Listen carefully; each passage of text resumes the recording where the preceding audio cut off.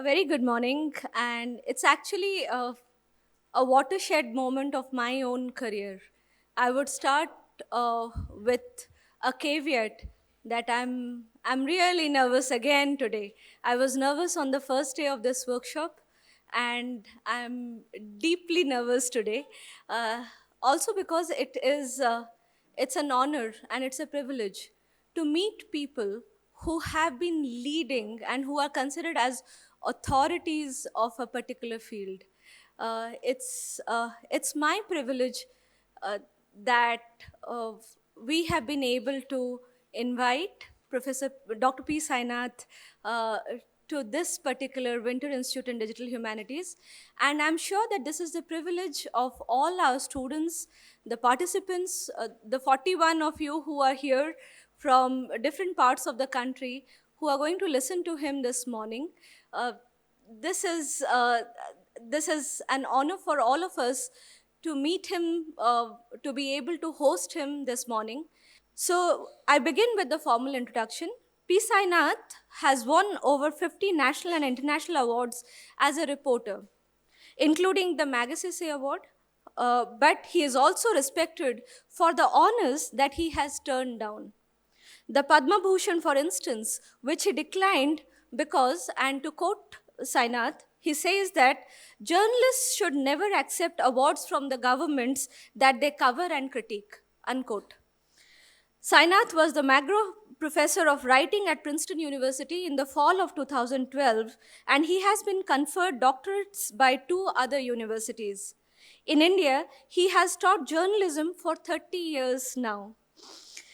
His book, Everybody Loves a Good Draught, this is the book, and I am a huge fan of this book. So, Everybody Loves a Good Draught was declared a Penguin Classic in 2013.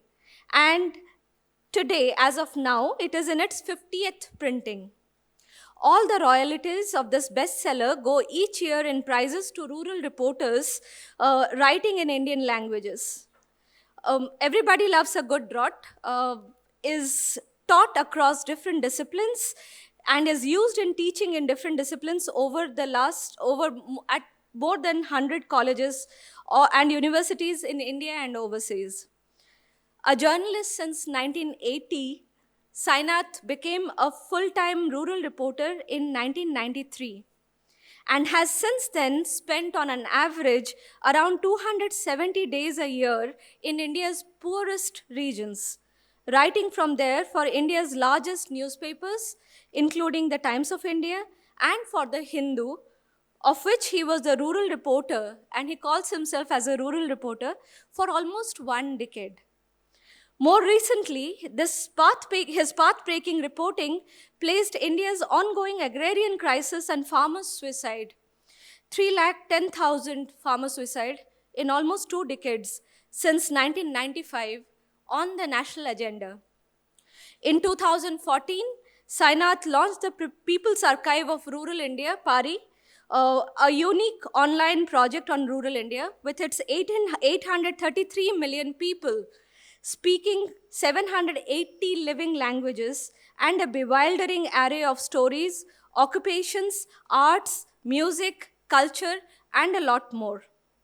Pari is a contemporary journal, a digital textbook of the young Pari, which publishes in 12 languages, is a totally independent multimedia digital platform creating a unique database, the only one of its kind that can lay claim to journalism, which is representative of every region and section of rural people in this incredibly diverse nation. He has been the ThoughtWorks Chair Professor at Asian College of Journalism, Chennai, since from 2015 to 2018. Morning to all. Uh, Annapurna, I need to clarify that I'm not a doctor, bit of a quack. Both my doctorates are conferred, and I didn't earn them. The one I should have earned, I didn't. It's a bit difficult when you get rusticated, as I was in JNU 37 years ago. So, maybe a quack, because there are two conferred PhDs, but neither of them was earned. Uh, the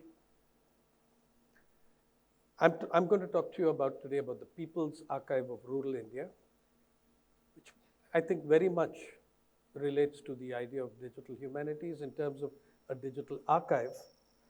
I'm sure all of you know the efforts that do exist already, like the Women's Writing Archive, the Slave Society's Digital Archive. Ours is a bit different. It's a journalism archive and a living journal as well. I'll get to that in a moment. Historically, we have this very benign notion of archives as these libraries and archives as these great places of learning. Indian middle classes are lost in raptures over the library that existed at Nalanda, or what we believe was a university, which was actually a center of Buddhist theological learning. Many of these libraries and archives, great as they were actually very exclusionist spaces. Okay? They were extremely exclusionist spaces. It's not that they lay there open for anyone to walk in. Neither the library at Alexandria, nor the one at Nalanda, nor anywhere else. Archives were and continue to be largely sites of state control and censorship. Okay, India fought a war with China in 1962. The period of classified status for the documents on that war, that was over some 20 years ago. Yeah, you still cannot access a single paper or document related to the India-China War of 62. Yeah. So it's not collected there for anyone's knowledge. It's collected there to keep you from knowing what the hell happened. Archive, they were very often central spaces of control and censorship, and they had other antecedents as well. Archivists and surveyors, documentarists, if you say, let alone ancient India, you go to medieval England, they used to face physical attacks when they did land surveys. Even 1,000 years ago, the peasant understood this much, that someone you don't know comes around measuring your land. It's the first step towards acquiring your land for someone else. People understood this. And so there were attacks, physical attacks, even killing of surveyors, land surveyors, whose documents are even today available in the archives. So you have a not distinguished history in that sense, but hence the idea of a people's archive. It's not unique. I have to tell our friends from overseas that we sparked a similar initiative in Canada. It's called the People's Archive of Rural Nova Scotia. You can find it there. It acknowledges Pari on its front page. And the idea of a people's archive was that nobody else can take it down. Nobody can censor it. Nobody can control it. Neither governments nor corporations, because we don't get any money from either. And that was the idea of a people's archive. It's also constructed in a way that if we are taken down tomorrow, there is a mirror in an unspecified location. We'll lose about 5 to 10% of the last week, but otherwise it will function. What Professor Mahapatra was telling you about the brick kiln workers, etc. It's an individual discovery of finding out because your damn media tells you nothing about it. Okay? The average front page of the national dailies, the front page of the national dailies, on a 5-year average, how much space does it give to rural India news? 0.67%. 0.67% of the front page of national dailies is from rural India. It's another conversation what a national daily is. A national daily is any daily that has at least one edition, even if it's the only one, coming out of Delhi. So if you have a single edition newspaper and it's coming out of Delhi, you're a national daily. The rest of us are anti-national, as we are repeatedly told and informed by the government of India. So you have that 0.67% to 69% of the population is a huge exaggeration. Why? Because it's a 5-year average, which means that one of those 5 years is an election year in which coverage of rural India shoots up. Okay? And then it'll go to 10, 12, 15%. If I remove the election year from the 5-year average, rural India gets between 0.18 and 0.25% of the front page of the average national daily. So who gets what on that front page? 66% of that front page is New Delhi. And I mean New Delhi. Old Delhi doesn't count. Yeah? I mean, Muslims and all that live there, right? So New Delhi counts. South Delhi counts. What the anchors are fond of calling Lutyens Delhi, that counts. That gets 66% of the front page.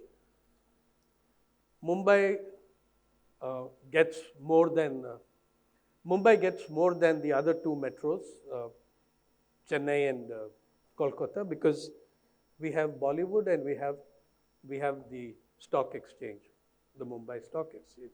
So we get, but together the three of them get about 12%, 50. There are 53 urban agglomerations in this country with a population of more than 1 million. 45 of them get nothing annually. There are many states in the country that do not figure on the front page for 5 years at a stretch or 3 years at a stretch. Say something like, where interesting things were happening, Tripura never used to be covered. Now it's there every day because you have a chief minister who believes that Indians knew the internet 9,000 years ago. And, I met one of his aides a few months ago when he made that statement.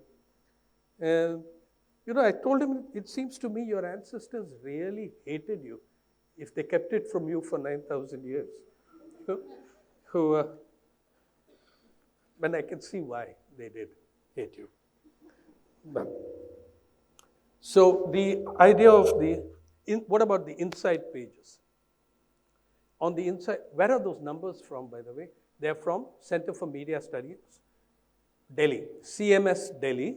It's a 30-year-old organization founded by N. Bhaskara Rao, and the oldest media studies or media monitoring and analyzing body in the country. And now they get very little work to do because the media are more interested in market research agencies than in any social sciences approach to analyzing their work. The inside pages of those newspapers, and what publications did they pick? They picked 3 English newspapers, 3 Hindi newspapers, 3 English channels, 3 Hindi channels. The inside pages, and by the way, the figures didn't vary much between print and TV, and print people might be a little miffed to know that in terms of regional coverage, TV actually does mildly better. Yeah. So the inside pages, all the social sector beats put together, okay? Poverty, housing, education, you can throw in agriculture, whatever you like. All your social sector beats together get less space than crime and entertainment, which of course are seriously overlapping categories in India, right? I mean, why do we cover Salman Khan when he is dragged up for the Black Buck case? Is that crime or is that entertainment? Yeah. So that's the picture of how the media do not cover rural India. What is this rural India itself. The first thing I should tell a bunch of academics is that, anyway, does any of the students who are sitting here know what is rural India in the census? How do you define rural India? How do you define rural in the census? I don't blame you for not knowing it. There is no definition. The census of India does not define rural. It defines urban and then tells you sweetly that whatever doesn't fit urban is rural. And that's about 69% of your population. There is a definition of urban town or unit, which is minimum population of 5,000, minimum density of 400 to a square kilometer, 400, and less than 25% of the male workforce should be engaged in agriculture. That makes you a town or an urban unit. Whatever doesn't fit this definition is rural in this country and in the census of India. Others have some different things, but as you know, we basically go with the census definitions. Rural India is probably the most, almost easily the most complex part of planet Earth. You're talking about rural India, you're talking about 833 million human beings speaking 780 living languages, a number that undergoes changes every year, both ways in terms of languages dying and discovering new languages. As you know, the gentleman who conducted the People's Linguistic Survey of India is from Gujarat, Professor Ganesh Devi. And I remember when publishing his figure of 780, I rang him up and said, Ganesh, I'm going with 780 language. He said, just make that about 880, 900. Now, I said, why? He said, it might be more than that.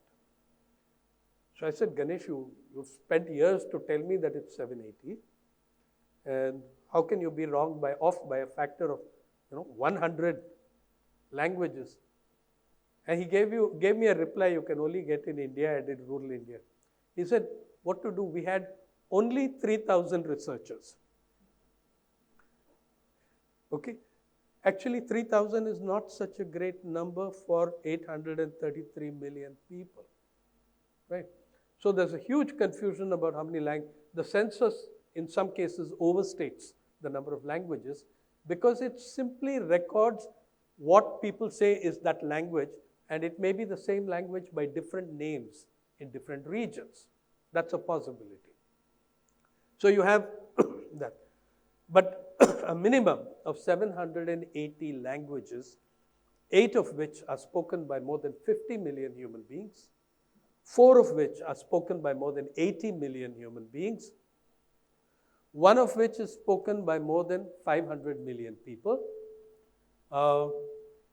And at the other end of the spectrum are a large number of languages with less than 10,000 speakers, endangered languages, mainly Adivasi, tribal languages, or a language like Jeru in the Andamans, which is down to its last speaker, one old lady in her late 70s. When she's gone, it's gone. And, or the language of Saimar in West Tripura, down to 7 speakers, though the Saimarese tribals number 300, the kids have lost the language. 7 people speak it. Okay? The other thing fascinating about these languages of India are that there are languages which we are not able to relate to any family of languages. They don't fall under Indo-Tibetic or Indo-Burmese or Indo-European or Dravidian. We just don't know. They're their own families. So that's one aspect of the complexity. The second of that aspect of that complexity is the occupational and cultural diversity. There are millions and millions of human beings engaged in occupations, several of which have ceased to exist in other parts of the world, or exist in small numbers in other South Asian countries. Right? Like, for instance, the toddy tapper. Do you all know what a toddy tapper is? Yeah? Okay, no. A toddy tapper is one who climbs palm trees, cuts into the sap, fills a pot with the juice, brings that pot down. The trees are between 25, 35 feet high. The sap can become one of two things. If you if you intervene in that sap, you will make it toddy, the drink, the alcohol, toddy. Or if you let it be, that sap becomes palm molasses, jaggery, right? Palm sugar. So these people have to take these two options because governments frequently ban toddy tapping. And therefore, then they shift to making of molasses. The average toddy tapper in, say, in the district of Ramanathapuram in Tamil Nadu, how much work does that guy do? He climbs 50 of those trees 3 times a day. Why 3 times? Because when the season is on, the sap is pouring out. So your pot gets filled within 2 hours. Now, how do these guys climb that tree? Hands and legs, using their, and with a sickle tied to their belt and a pot tied to this side of the belt. You're up there in the tree, holding on with your knees, using your hands to cut that branch. Yeah, to cut the frond, tie the pot, and let it fill. 2 hours later, it's full. So you climb up with an empty pot, go up there, untie that pot, you're holding on with your thighs and your knees. 1 drop, and you're lucky to die. Yeah. 50 trees 3 times a day. Do you know what the height of that is? Do the math. That's more than twice. That means that guy, every day of his life, climbs more than twice the height of the Empire State Building in New York. No escalators or elevators or rope ladders or anything. He climbs with his hand and his feet, and we'll show you pictures of how he does that. So that's one. The other is a profession like that of the Khalasis. Have you heard of the Khalasis? They are a community now, holy Muslim community now, in the Malabar. They ask them who they are, and they will tell you quite proudly that they are hydraulics experts, which they are. From before the time of Christ and from before the time St. Thomas the Apostle allegedly made a landing at Kunganallur, the Vatican denies stoutly that he did.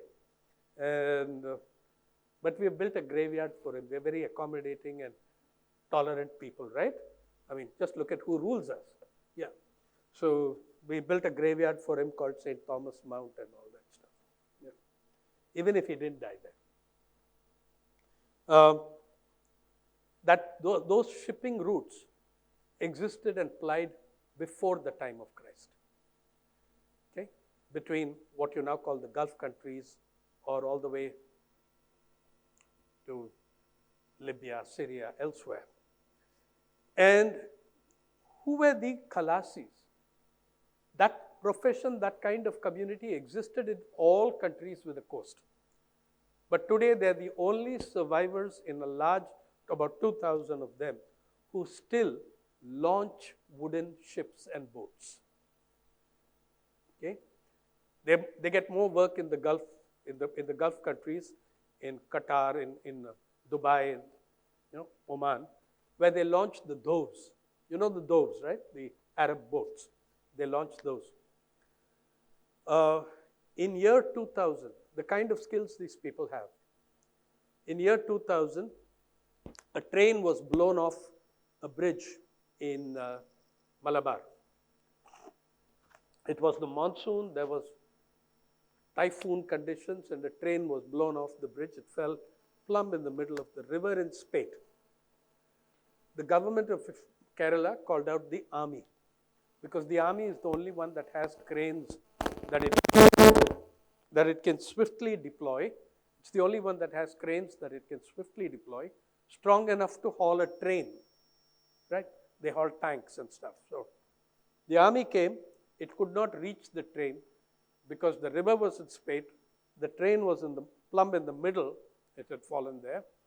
And they couldn't get so they called this Khalasi, the government of Kerala signed a contract with the Kalasis, who brought the train to shore in about 100 hours of work. Yeah? From the moment they actually put their hands on the train. How did they do that? They didn't tie ropes around it and go haisa. You know? They built fake embankments. They created underground channels and canals of water, and they used the force of a river in spate to move the train to the shore. That's hydraulics. Very good hydraulics. Okay? And then from there, the Army's cranes took over. Many of these incredible professions and occupations, we have more schools of weaving than anyone knows, more schools of pottery than anyone has documented. Many of these are dying quite rapidly. Every artisanal census shows us weavers reducing every 10 years by 15 to 20% in some regions of the country. The great weavers of Kanjivaram saris in Tamil Nadu are driving auto rickshaws in Chennai and Kanchi. And mind you, in the eyes of the government, that is reskilling. Somebody with 1,500 years of the finest sari making skills, of the finest weaving skills, is trained as an auto rickshaw or driver, and that's a reskilling program. Go figure. Then there are the other kinds of... rural India also has plenty that is barbaric, bestial, awful, and needs to die. Okay. But what actually is happening in the last 28, 30 years? It's the bright and the beautiful that's dying. The bestial and the barbaric are actually being entrenched, strengthened, like the Kaps in Haryana. 30 years ago, when I was a very young reporter, they didn't really have anything like the power they had today. They were scared of the uniformed policemen. Today, the chief of police of Haryana proudly boasts to being a Kap member. He says they're a moral force. Kaps are the bodies that engage in those honor killings when a girl marries a boy from a different caste. They get the parents to do the killing of the girl. They get the parents to kill their own daughter. Now, these have grown much stronger than before, because that's obvious. When you have a rise in fundamentalism, that's going to happen. That kind of body, that kind of institution is going to strengthen. But the great weaving schools of Kanjivaram, Pochampally, these are dying. So this huge battle in, very brutal transformation that's gripped the countryside, with its beauty, with its barbarism, nothing of that reflects in your media. There's not a single newspaper in the country that has a full-time rural editor or national level rural reporter. I should be able to tell you that with some authority because I was the first and the last, where the Hindu newspaper created the post, rural affairs editor, the Hindu. When I left, they shut it down. And that's it. There's no one else to do it. But you've got this. The other thing is, who actually does, who does the reporting? It's not just a question of the technologies you use and the intersections of humanities and computing and media and journalism. It's also who does the reporting, who does the counting, who does the storytelling. That's also very important. Okay? So the People's Archive of Rural India functions with 4 mandates. One, we are about the everyday lives of everyday people. We don't do celebrity coverage and stuff like that. The first mandate is to cover rural India, which isn't covered. The second mandate is that we cover the whole country. India has, in my count, 95 physical or historically evolved regions. Natural, physical, or historic. Malabar is both. Bundelkhand is both. These were political kingdoms as well as natural regions. There are 95 such regions. Your average newspaper or channel covers between 6 and 10 such regions. We're trying to create a database where there is regular journalistic input on every one of these 95 regions, for which we have fellowships or We try to have fellowships. We don't have the money many years. And then we are very rigid about representation of the journalists that we use. What that fellowships body represents. Our rule is that the fellowships body of reporters must represent the social demographic of India.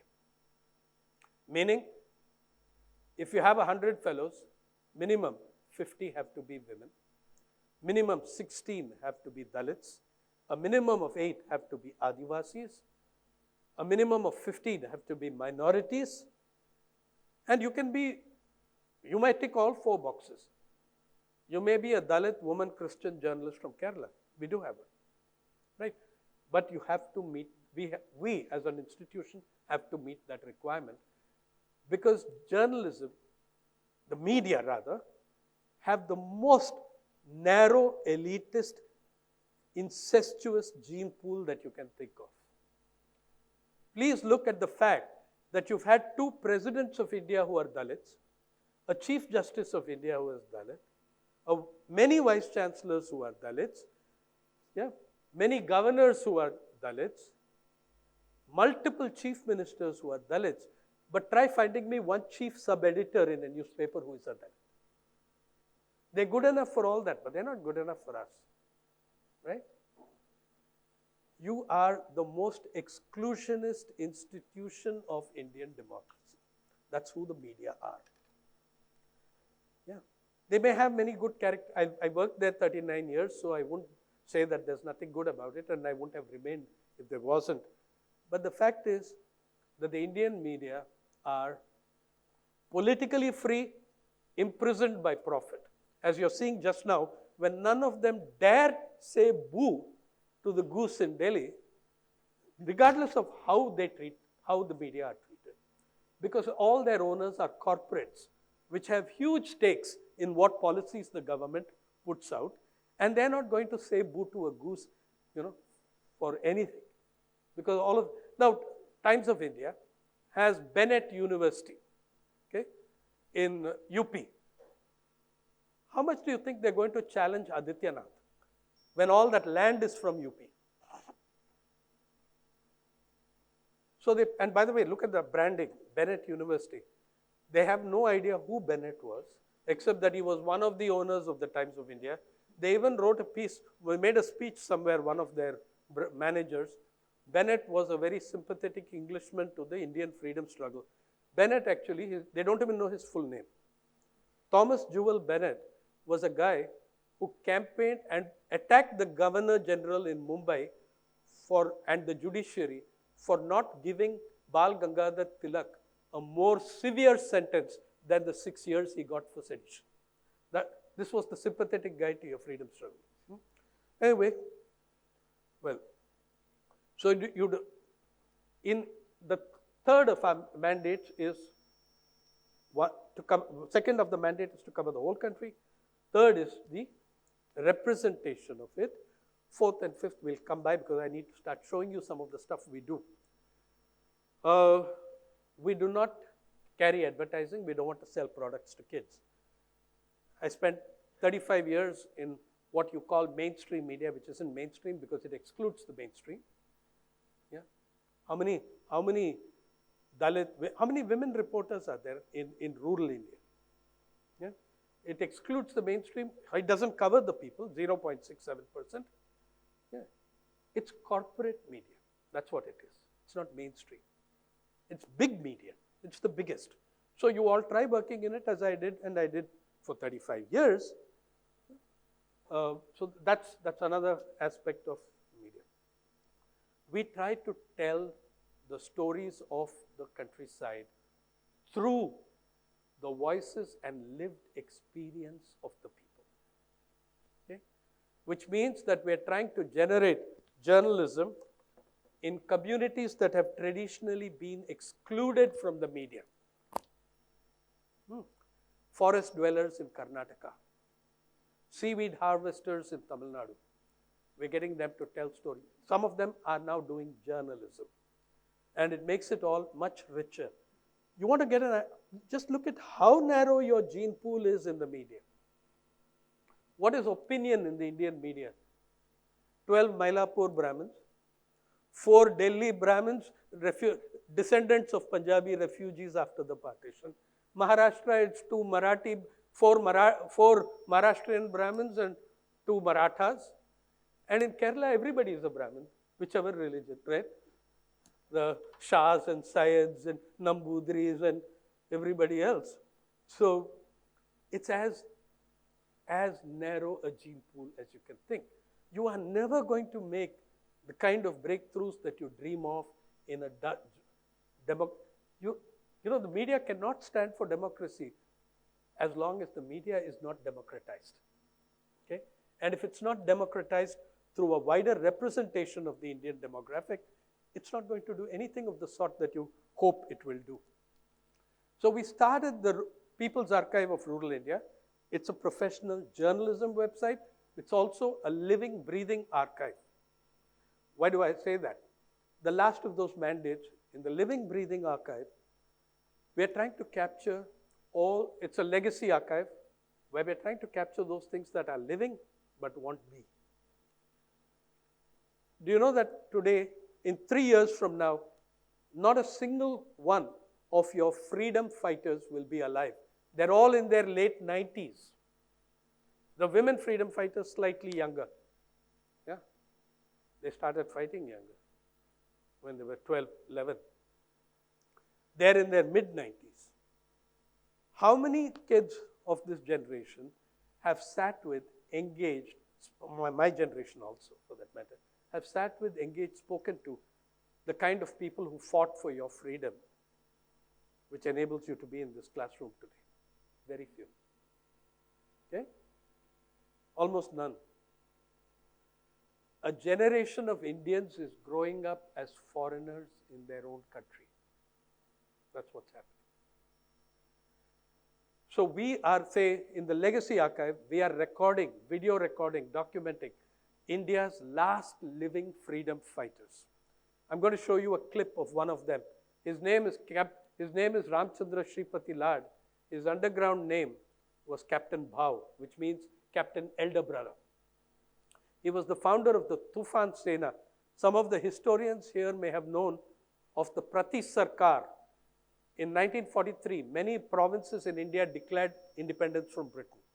And the Prati Sarkar in Maharashtra held on to a huge territory called Satara, which included Sangli, and kept the Brits out. You know?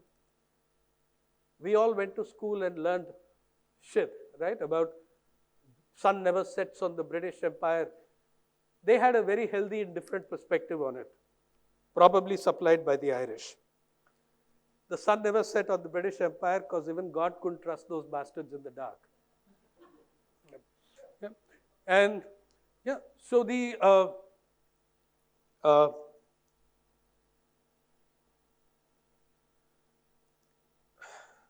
Captain Bhav was the founder of the army of the Tufan Sena, the underground army of the Tufan Sena. They conducted, by the way, the largest train robbery in Indian history, successfully, without a single casualty either way. And they lifted the payroll of the entire Bombay presidency of the British Raj. 43, peak of the Bengal famine. People were dying of hunger. They distributed that money. Prices were going up everywhere in the country as food was rushed to Bengal. Okay, these people were there to give the starving peasantry and agricultural laborers money for food, or food itself.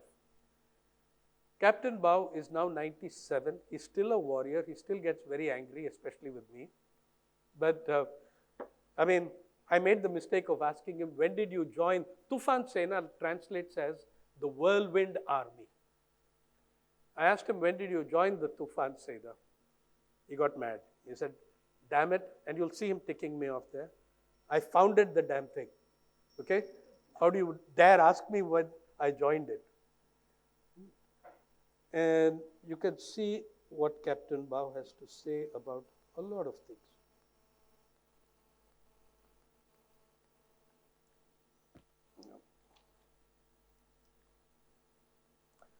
I'm going to only show you one video of 4 minutes. All the others are going to be clips of a minute. And then we also will be showing you the text side of the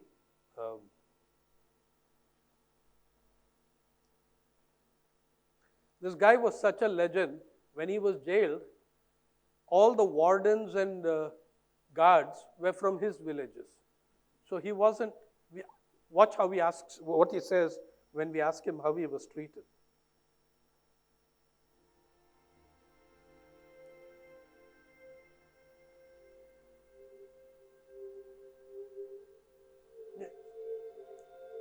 Yeah. माझं नाव रामचंद्र श्रीपती लाड. मला captain भाऊ या नावानं सगळीकडे परिचित असणारा मी माणूस. 1942च्या स्वातंत्र्याच्या चळवळीमध्ये वयाच्या 15-16व्या वर्षी मी सामील झालो आणि त्यामुळं स्वातंत्र्य लढ्यामध्ये लढायचं भाग्य मला लाभलं आणि त्या लढाईत या देशाला स्वातंत्र्यही मिळालं. या गोष्टीचं अत्यंत समाधान असणारा माणूस मी आहे.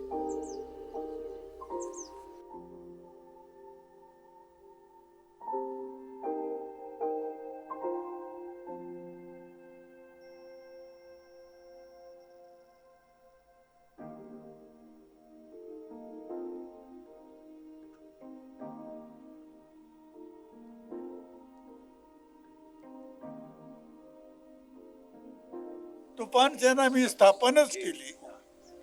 त्याच्यामुळे सामील होण्याचा प्रश्नच येत नाही.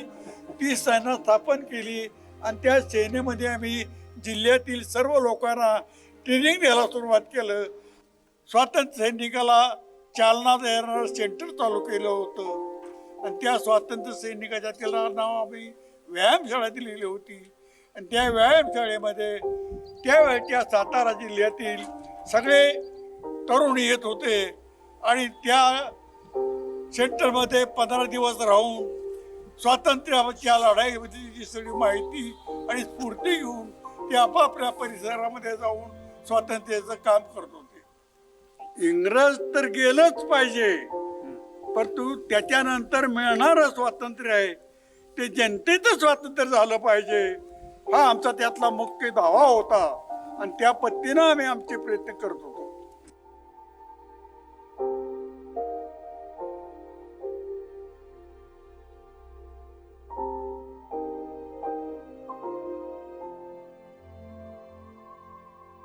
गाड़ी आने के पहले 15 मिनट यहाँ पत्थर रखा गाड़ी में आगे इथं. हाँ, गाडी आली आणि गाडीने ते दगड धोंडे पाहिले. गाडी रुकली गेली. पाठीमागं आमची दुसरी फळी उभा होती. त्या फळीनं लगेच पाठीमागं गाडीला रोखली. गाडीवरती त्या रुळावरती दगड रचली. गाडी जाग्यावर थांबली. त्याच्यामुळे गाडी पुढे जाईना, गाडी मागंही जाईना. पगाराचीच गाडी होती, त्याच्यामुळं पगाराचे पैसे होते ते घेतले आणि निघून गेलो. भूमिगत लोकांना जीवन जगण्याकरता आणि ज्या ठिकाणी काही खर्च करावा लागेल अशा ठिकाणी खर्च करण्याकरता त्या पैशाचा वापर केला. घरगुती स्वरूपात कोणी कशाचा वापर केला नाही. गाडी लुटली म्हणतात हा आमच्यावरती अन्यायच आहे. आमचाच पैसा आम्ही हस्तगत केला. गाडी लुटली नाही, आमचा पैसा आम्ही घेतला. पोलीस सुद्धा आमच्याकडे यायला भेट होती. सरकारचा आदेश म्हणून राहत होती संरक्षणाला. हात लावायची ताकद नव्हती कोणाची, अशी ती अवस्था होती. करायला लोकांना 15 दिवस तिथं काही हाल मारहाण अजिबात नाही, अजिबात नाही. आणि औंधला तरी काय राजाच्या घरी असल्यासारखंच होतो. राजाच्या घरी असल्यासारखंच होतो.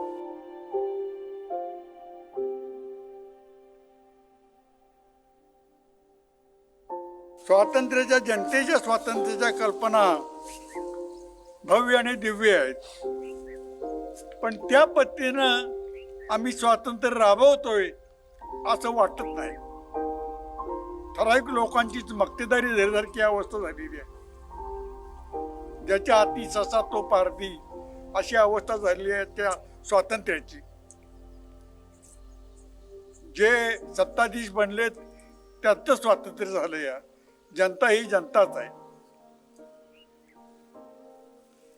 स्वातंत्र्य मिळालं, मग त्याच्यानंतर तुफान सेनेचं काय झालं?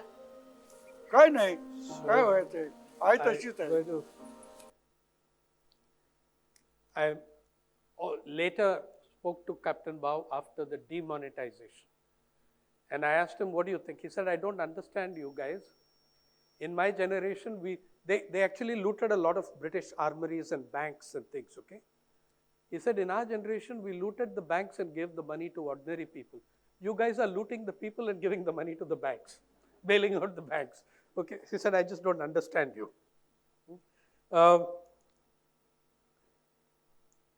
I just want to get to look at a few pages of Pari. Oh, by the way, this is a typical Pari story.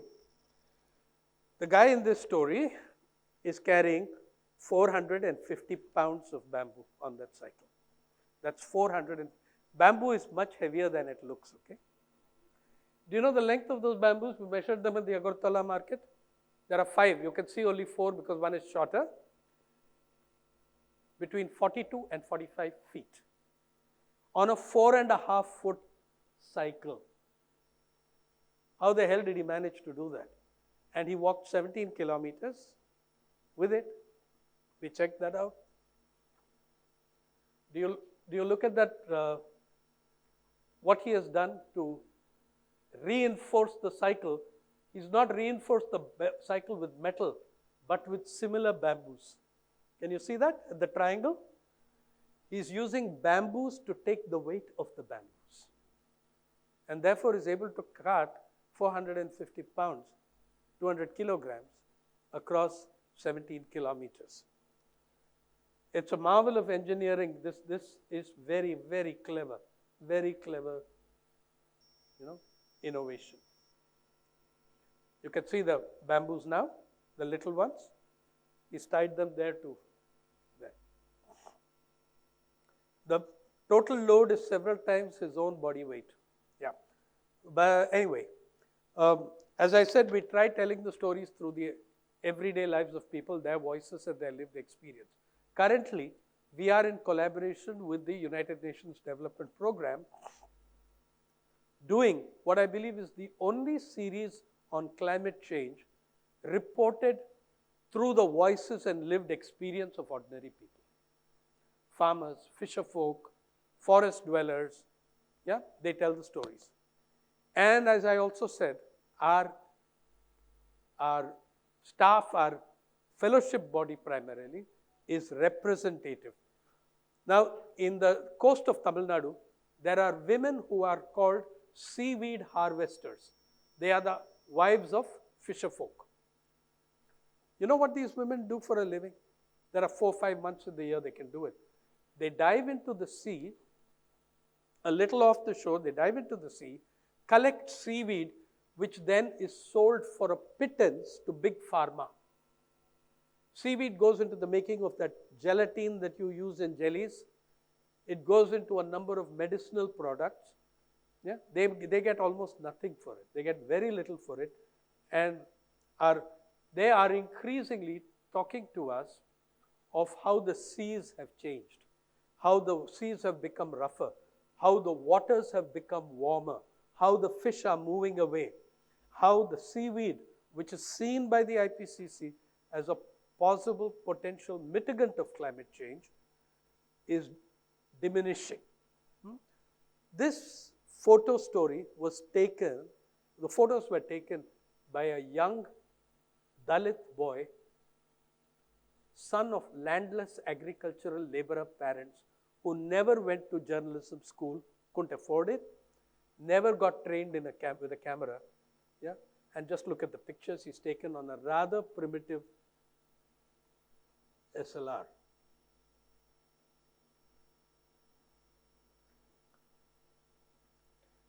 Mind you, the guy went underwater swimming with them, and he persuaded some friend of his to give him a little GoPro for that day, and one of the oldest versions of GoPro, and took these incredible pictures. The story is also very important. Please read it. It's what these women are saying about the climate change. But let me show you those pictures, some of those pictures.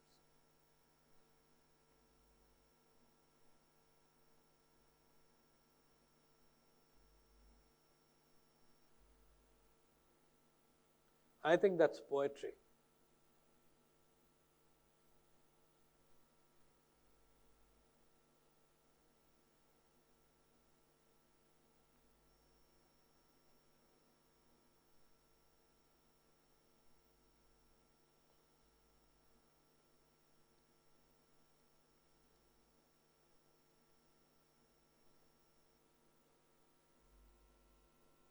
He shot a shoal of fish from under the shoal of fish.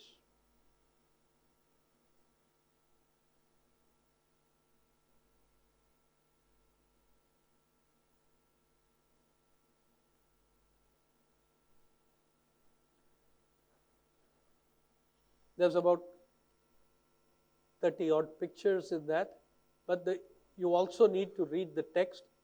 It's very telling how people can describe climate change to you without using the words climate change. Because they're speaking about growing incidence of extreme weather episodes. They're speaking about the seas being warmer. They're not using those words that we want, but they're describing it very faithfully. So this is a photographer who never went to journalism school, never went to a photography course in his life. And the UNDP are so thrilled with some of this that they've decided to do a coffee table book out of it.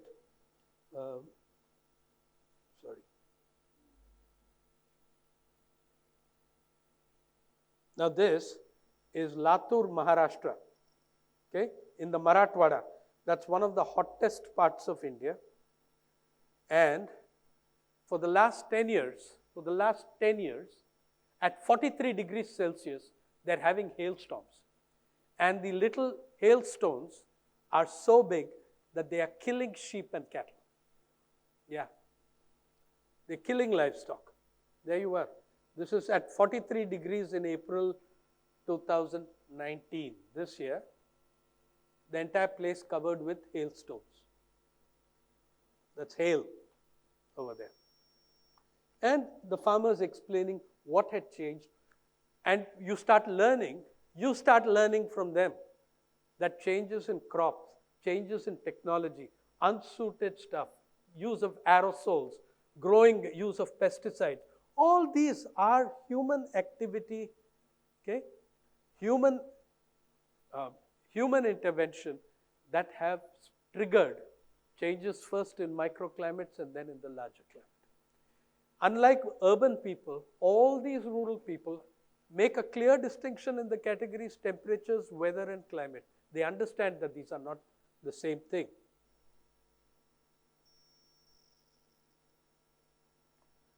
These are the worst affected people. They're one of several groups in India because India has a huge number of pastoral nomadic tribes and groups.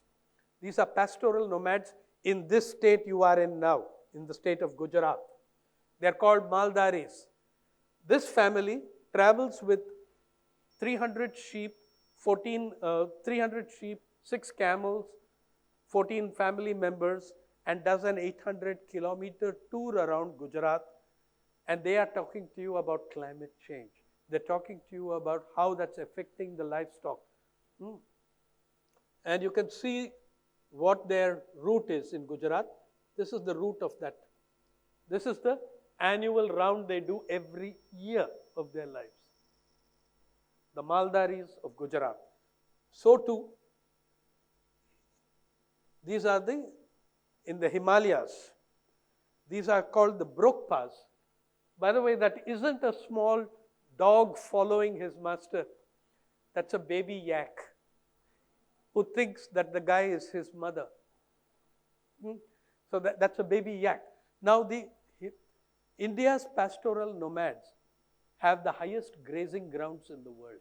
between 14,000 and 19,000 feet above sea level. The Changpas are in the western Himalayas, Ladakh, which is a frozen desert, an elevated desert. And the Brokpas are in Arunachal Pradesh, eastern Himalayas. Now, these groups are totally dependent on the yak economy. The yak is an extraordinary creature. It's quite happy at minus 35 degrees Celsius, survives at minus 40. Once the temperature goes above plus 15, it's dead. It can't cope with that. That's why they graze at such high levels. Okay? And as the warming has set in, as the Himalayas themselves are warming, the yaks are growing thinner and thinner coats. The sheep from which you got your Kashmir wool, your pashmina, those sheep are growing thinner and thinner coats. The yaks' yields in milk and cheese are thinning out. They're going bad. So they are absolutely devastated by, but look at this. This tribe, the Brokpas, they're actually trying to come up with climate mitigation strategies. You know what they've done? The yak isn't doing so well at that height. So what have they done? They have hybridized, they've crossbred the yak with highland cattle called Yorkot. And the result is this animal called Zomo. It has many drawbacks. The male Zomo is born sterile, so it has no use other than meat. And the female Zomo can take the heat literally.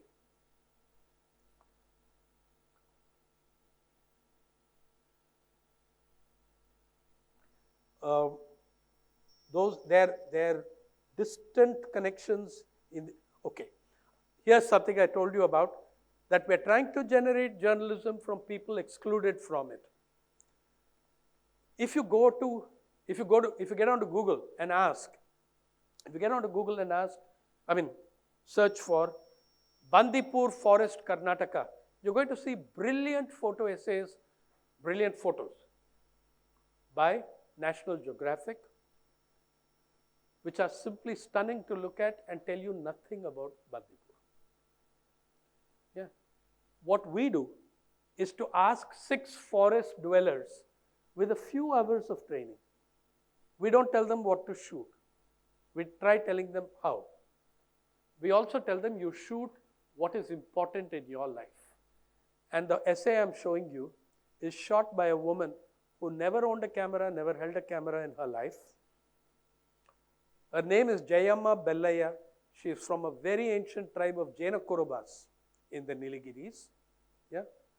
She works in that forest. She lives in that forest as her tribe have for nobody knows how many centuries. And she didn't even own a cell phone on which there was a camera. And we asked her to take pictures, and she took these pictures. That, by the way, is a fully grown male leopard shot at a distance of 4 meters in the open. Yeah. And that's why we gave it the headline when Jayamma spotted the leopard. Yeah. Now, the thing about this is, this is her family's, part of her family's wealth, the livestock that they have. That is her sister-in-law's sheep. This is her sister-in-law herding the sheep. But the most important thing for Jayamma are her sister's 2 little daughters, the apples of her eyes, so to speak. And Jayamma, those girls walked 3 kilometers to school through tiger tracks, through tiger territory. So she followed them and took pictures of the pug marks of Bandipur Forest's largest tiger, Prince. And he really looks like one. You know, you should see the guy. But do you see this pug mark, the size of it? You see it? That's on the same track the girls walk to school every day, 3 kilometers. She's terrified of their going to high school because then they'd have to walk 8 kilometers. Yeah. And Jayamma is very poetic in her characterizations. How did we get an essay out of an illiterate person? We asked her to describe her photographs took down those descriptions. Those became the photo captions. And they are so refreshing, unrehearsed, and different. I'll give you one of those captions. Those are the girls whom she went and tracked her nieces and took those pictures. She gives names to the different trees. She calls this the leopard tree because that's where he sits for height advantage scoring for prey. Yeah. And there's the guy himself. Now, if you're asking me as a photojournalist to read this photograph for you, I'd say the leopard is asking, could this be lunch? He's looking straight into her lens. Okay? And her caption, I'm crudifying it, is very funny and scary. I saw this leopard, I wanted to shoot a photograph of him. I was scared. But I was going to meet my husband right here in 5 minutes. So I thought, okay, I'll do it. And then I thought, damn it, even if my husband is here, if the damn thing attacks, what can he do? So I was really scared. But I took the photograph. That's the Machan in the farm. That's her farm. One member of the family has to live on top of the Machan every night during the agriculture season to chase away wild elephants and boars. How do you chase away wild elephants and boars? Simple, firecrackers. The elephants panic with firecrackers. The boars are made of sterner stuff. They come back after half an hour. This is one of the tragedies of Bandipur forest. This weed, Camara lantana, or lantana camera, I don't know which it is, has virtually taken over the forest the way eucalyptus did to several of our forests in the 60s and 70s. It's also concealed the high tension wires and grounded them running through the forest. So this vulture came, sat on a high tension wire thinking it was a branch and was fried in a nanosecond. Jayamma got the photograph, okay? And that, friends, is our photographer.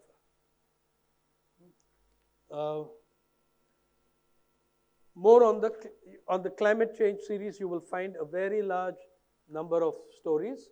We have covered every climatic zone in the country, every single climatic zone in the country on agroecological zones as well. And India has an incredible number of those. Arid, semi-arid, humid, arid, whatever, desert, frozen desert, you name it, we have it. So it's coming through the lived experience of those people. In Tamil Nadu, fisher folk have started their own radio station called Kadalosai, the sound of the waves. And they are learning and teaching themselves about climate change. Where is it in our public discourse? Where is it in your media? All that you see in your media is Modi making a speech at COP. All that you see is Modi making a speech somewhere every day. But so let's say you go to this.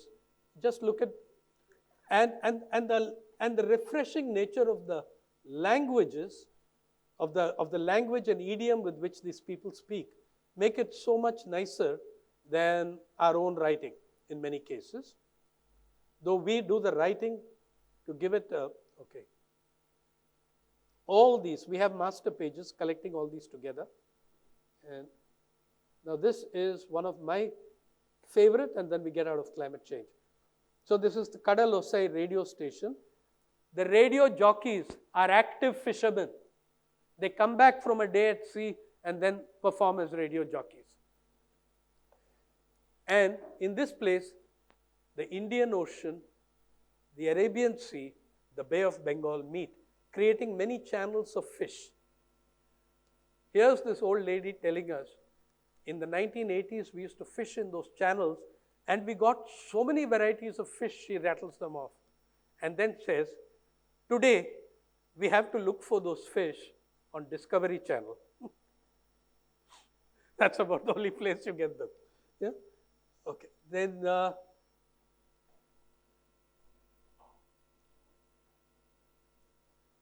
this, by the way, is our, we have a thing called library. It's the only online library wholly dedicated to rural India. Entirely dedicated. It's for you guys. Okay? And a lot of you guys participate in them. Oh, incidentally, that film, one clip I showed you, that film, which won several awards, that film was made by 3 young girls aged 21, 23, 24, all within your age groups. The library is an old-fashioned library. It has racks and rooms. So you go to the rooms. Let's say we go to inequality. That's a room. And then you have the racks on inequality with all these. What do? We add value to it. Our volunteers read the reports. They give you a small 800, 300 word, 250 word focus. You can't summarize 800 pages, but you can say this is the focus of the report. And we give you 15, 20 of the most important statistical points, data points. Right? I should also have told you, which I failed to tell you, that we publish in 13 languages. In up to 13 languages. And you can see that here in any one of the stories that you go to, you will find that. If you go to any of these stories, go to this. Sometimes we may not have completed all 13, but you can see there are about 10 here. You can go to any of those languages. Let's go to Gujarati. Okay? So the entire story appears at once as it is, but in Gujarati. This entire, it's the largest translation program of any website, any journalism website in the country. And maybe anywhere, I don't know. So that's what we do with the library. And everyday lives of everyday people. This woman has to collect 6,000 leaves a day to live, because those leaves are stitched into eating plates which you get at your railway stations, on which you get your idli sambar. Those leaves, her minimum collection has to be 6,000 leaves a day, and that's her life. Okay? Tulsi Bhagat. This story won the Red Ink Award. The Marathwada story won the European Commission's Journalism Award, the whole series. In 40 months, we are going to be 5 years old on December 20th. In the last 40 months, Pari has won 22 journalism awards, and 22 of our films have been film festival selections. One of them won the gold medal at the French Film Festival called Filaf in Paris in July. This is an apt story for our times. This is the Madurai Meenakshi temple, where every year there are festivals celebrating the weddings of the gods. These are old Hindu festivals. All the dressmakers and tailors are Muslims. All the dressmakers and tailors are Muslims. Okay? So, Pari looks at the syncretic cultures. It looks at I told you about kids of 20, of 21, 22 making films. We have entered schools and colleges in a very big way. Many of our volunteers are in fact professors and teachers. And this is a story done for us by 2 15-year-olds. We asked them to go and look for, on their holidays, for an unusual occupation. And they found a guy who feeds 700 monkeys for a living. Okay? He feeds them chapatis. These are langurs. They're bloody dangerous. They're very wild. Okay? He feeds them. And a little non-profit organization in his city. The reason they do this is to stop the monkeys from raiding the town for food. So they're fed in the forest itself in the summer months when the things are dry. Okay, so there you are.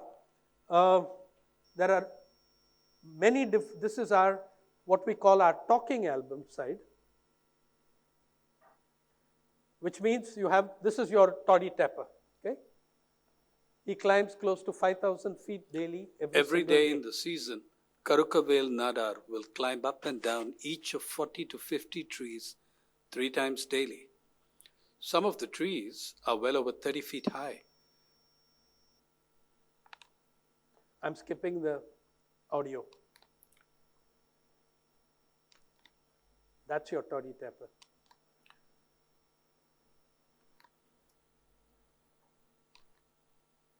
Changing the pot.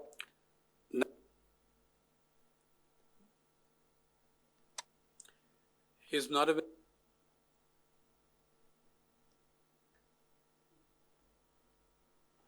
By the way, from Gujarat, a 12-year-old kid reading our freedom fighters section was, we focus a lot on looking for the women freedom fighters who were anyway marginalized in history, and they have died out very fast.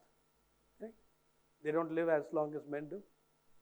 We have got some wonderful stories on women freedom fighters, which are now on the curriculum of some colleges and universities.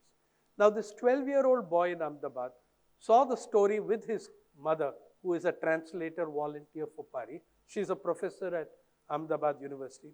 Salihan, the Adivasi woman who led an uprising against the British in 1932. I had met her in 98. She died in 2002. She died in 2003. And he was so impressed by the story and moved. He did a beautiful retelling of Salihan in drawings, a 12-year-old.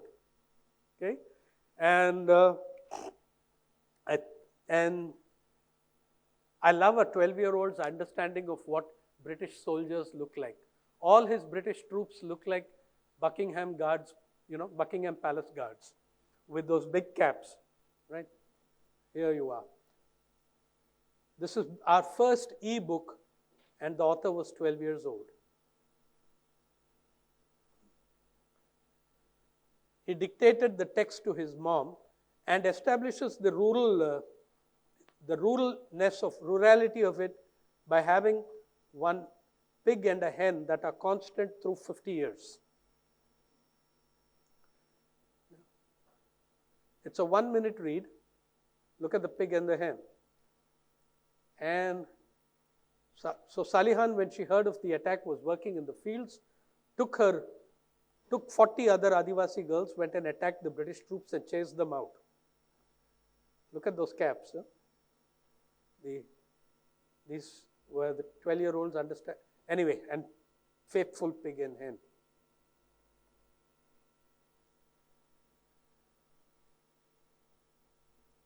And that's Salihan exactly as she looked when I actually interviewed her.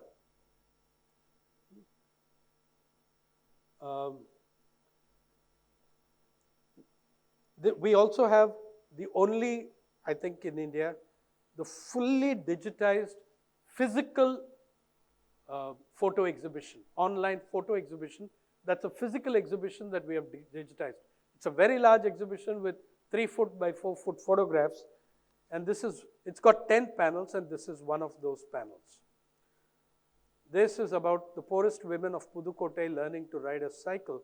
It created havoc in that district as it made them a lot more independent. About 200,000 of them learned to cycle in 18 months. This is the library again, where you can, which I've shown you. From every corner of the country. This is from Ladakh, this is from Arunachal Pradesh. This is our main page. Yesterday we crossed 25,000 followers on Instagram. We are just 60 months old on 20th. And I just want to show you a couple of those clips because they are really lovely and worth seeing. This is made by our youngest staffer, Urja Sharma. Udaipur, there is a Dalit, this is the cultural side of the Legacy Archive. The Kamad community. Kamads are Dalits, scheduled caste. They are dancers, and of course, you can imagine a woman dancer from a scheduled caste, how she's treated, and how not just men, but everybody treats her. Yeah. Urja herself was 20 years old when she made this film, and the main character is 16 years old. Watch this little film of Urja. Oh, I'm only showing you clips. I'm not showing you the films. The films are 15 minutes, 16 minutes, some of them. Some of them are just 3 minutes. It's true. Have a look at Urja Sharma's.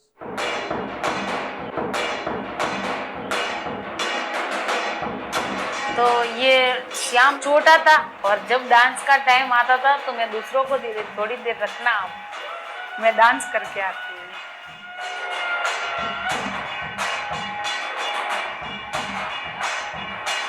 They keep an incredible number of pots on their head.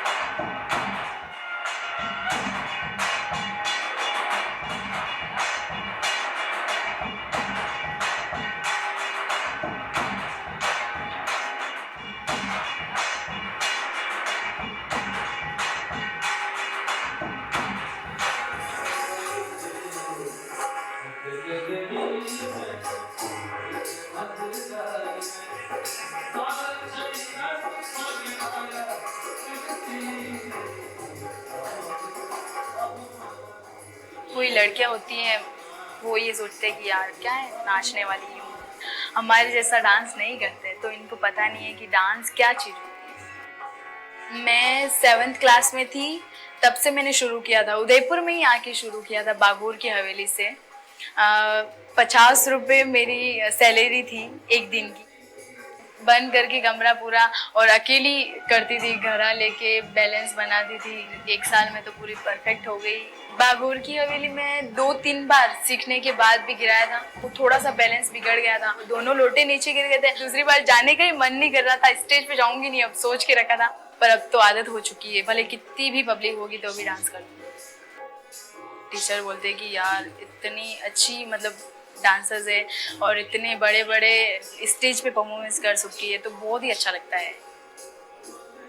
Dance के अलावा मेरे को एक शौक है music का, और मैं चाहती हूँ कि मैं म्यूज़िक में ही अपना करियर बनाऊँ। पब्लिक को लगना चाहिए कि यार तारा भाटी आ रही है स्टेज पे, सपने देखती हूँ पर सपने पूरे कब होंगे।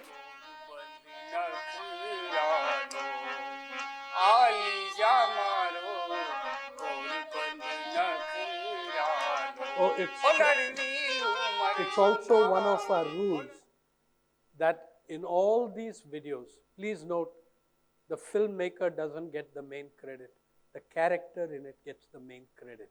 It's her story. We acknowledge her ownership of the story. Pari works, by the way, on Creative Commons, version 4.0, non-commercial, non-derivative. Meaning anyone can download and use, and thousands of college kids, school kids actually use. They download it, they can use it in their projects with proper acknowledgement. No fee charged, no money charged. Yeah. That's the thing there.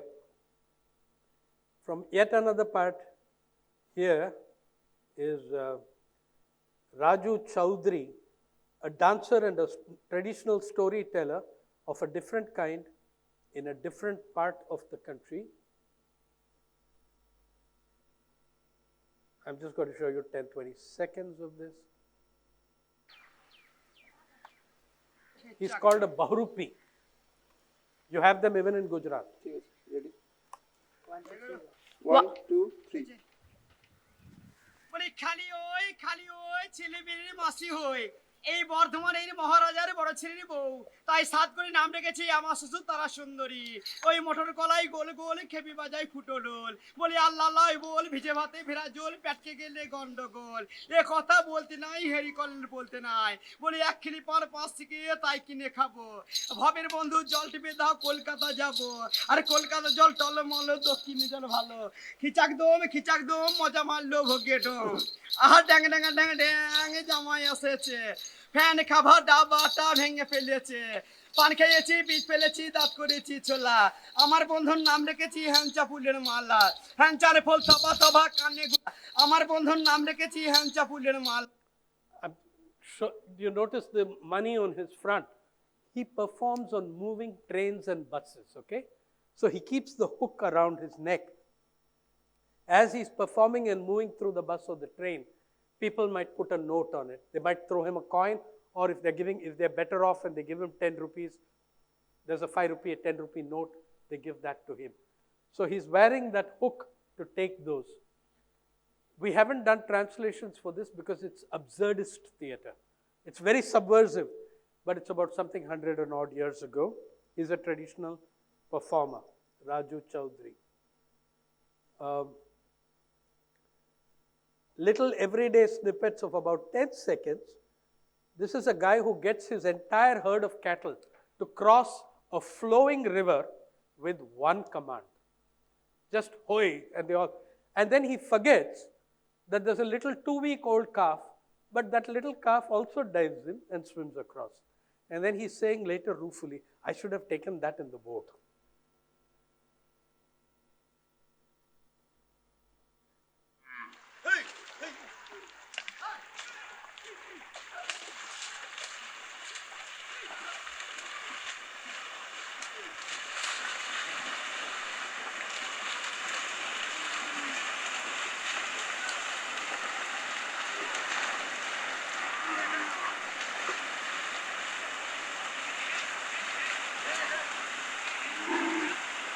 All these are embedded in larger text stories.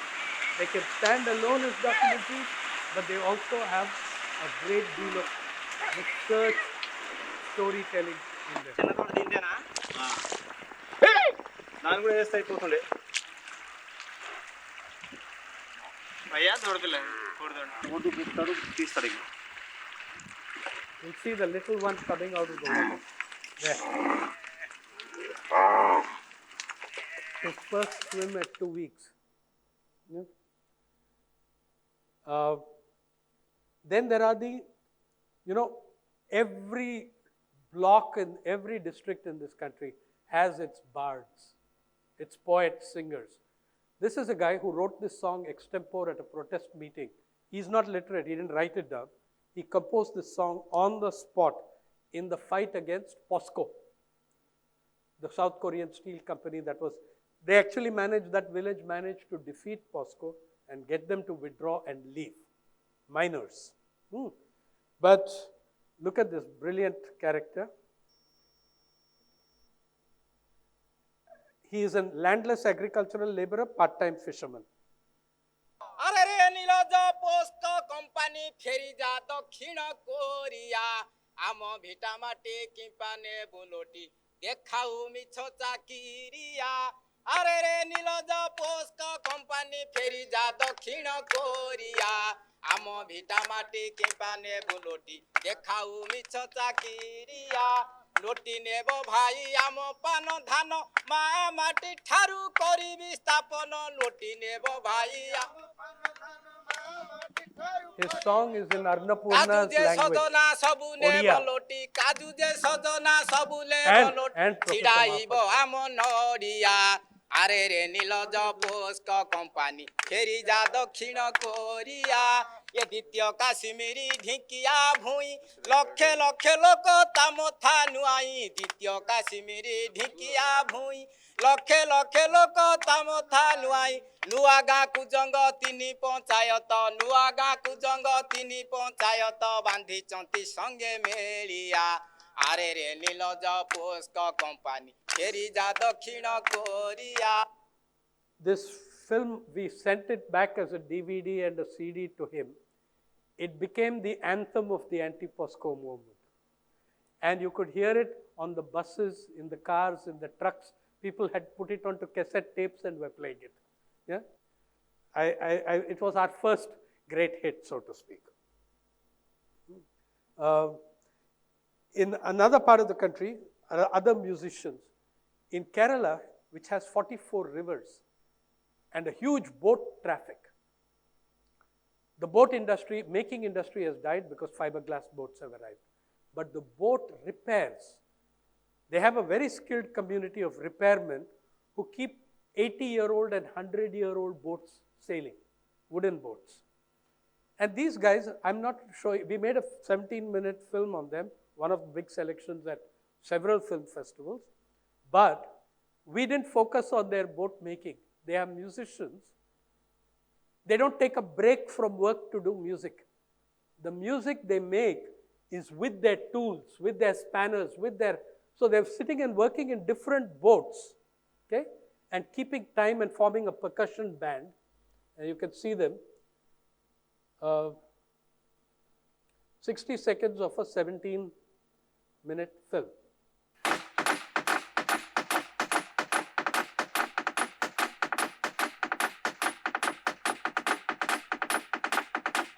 Watch what their instruments are.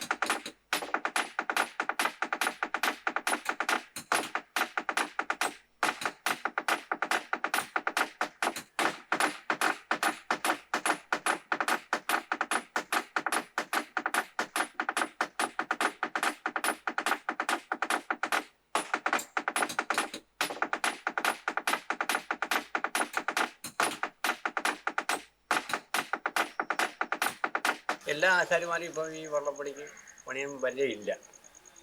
പിന്നെ പരിചയമുള്ളവർ അപൂർവം. ഞാൻ ഒരു 10-20-30 വർഷം കൊണ്ട് ഈ ഫീൽഡിൽ work ചെയ്യും. പക്ഷെ അന്നൊന്നും ഇല്ലാത്ത രീതിയിൽ ഇന്ന് പരമ്പരാഗതമായി ഈ തൊഴിൽ നശിച്ചുകൊണ്ടിരിക്കുക. ഇന്നിപ്പം We also have, by the way, very proud to tell you in our legacy archive, the largest collection anywhere in the world of songs composed and sung by poor village women. 110,000 of them in just the Marathi language.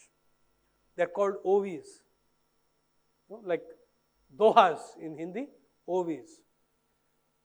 We have collected 110,000 of these. We have published only 300 because we do translation, value added in a number of ways, annotations and stories on the performers. This is the greatest of that genre. Her name is Gangubai Ambore, thrown out of her house, though a landed farmer, thrown out of her marital house and her parental house because she contracted leprosy. Then she lived in a disused temple for the rest of her life and sang this. It's a very special genre called grind mill songs. It's the song the woman sings while she's churning the grind mill, grinding the flour, grinding the wheat for the flour.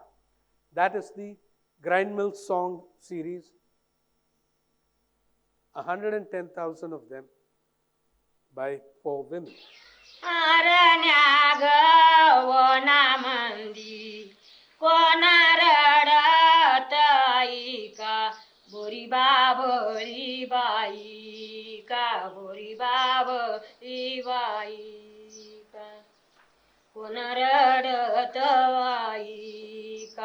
इथे लाग समजावाया होरी Babli by. Last, I mean, I haven't shown you 1% of the 1% that I intended to show you, but the last to leave you with something fun is another bunch of singers, all below the age of, below the age of 10, in the loneliest panchayat in southern India, in the peninsular India. The village is called Edamalakudi in Kerala, and it's a tribal place. You'd walk 23 kilometers through elephant jungle to reach that place, and we did. And we'll enter this little class 1 to 4, children in class 1 to 4. In rural areas, the child can be slightly older also in class 4, but generally below the age of 10. And of course, having to prove that we are journalists, ask some questions. What's your favorite subject?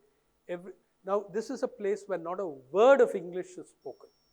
There is no board, no signboard, no English, no net access, nothing. Yeah.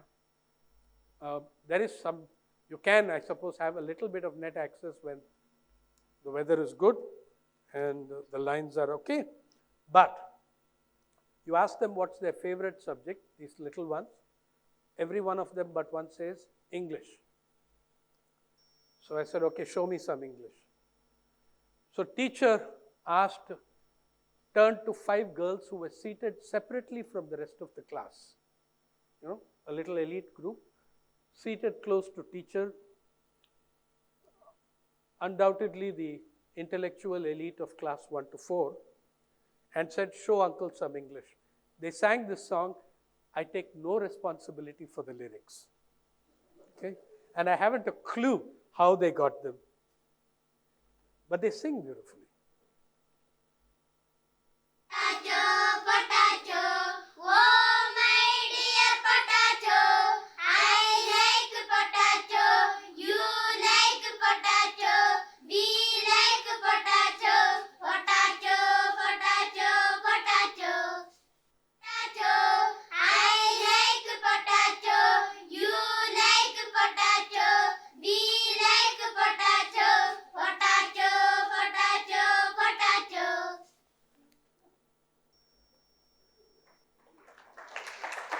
Well,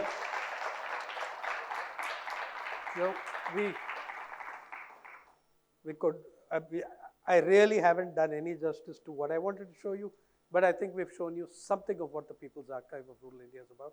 Our audience age group is very young, and I claim we are the only journalism website where viewers are 50-50 male-female, 50%. The Indian average, according to NASSCOM, for net users is 71-29, 71% male, 29 female. Pari's viewers are almost 50-50, and the group spending the maximum time on Pari, obviously students, the maximum time being spent on Pari is by women in the age group 18 to 24, partly because they're producing content. Okay? That girl, you saw that film with the pots, the woman dancing with the pots. The filmmaker has just turned 21. She works with us. She's our latest staffer. She's just turned 21. Yeah, and so we are very big into schools, colleges, students, universities, teaching. We are working with PDPU, with Ashoka University, with Azim Premji University, with a hell of a lot of places. Any questions about this, or whatever time we have? Yeah.